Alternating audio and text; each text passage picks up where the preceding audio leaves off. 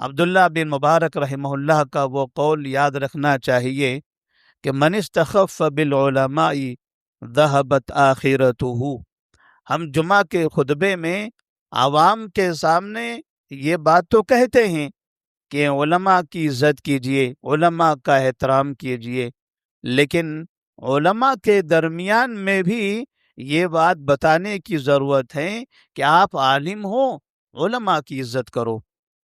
آپ طالب علم ہو تو اہل علم کی آپ پہلے قدر کرو،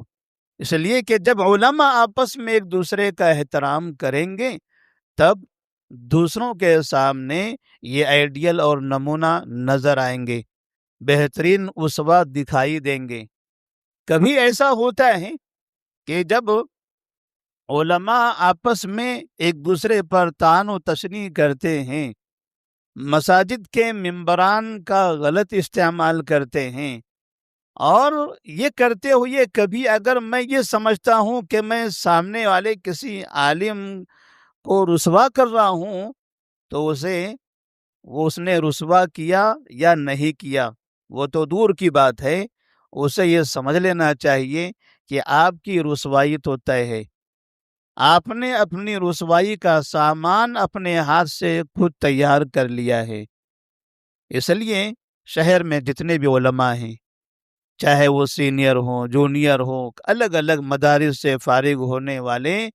ان تمام کو چاہیے کہ آپس میں ایک دوسرے کا احترام کریں، ایک دوسرے کی عزت کریں، اور کبھی بھی جامعات کے نام سے تعصب نہ آنے دیں۔ جس تعصب کو، جس عصبیت کو نبی صلی اللہ علیہ وسلم نے 1400 سال پہلے اپنے قدموں کے نیچے ڈال کر کہا تھا کہ آج میں اس عصبیت کا خاتمہ کرنا چاہتا ہوں، آج اگر ہمارے علماء اس عصبیت کو زندہ کر رہے ہوں تو یہ بڑی افسوس کی بات ہوگی۔ اللہ ہمیں اس سے محفوظ رکھے۔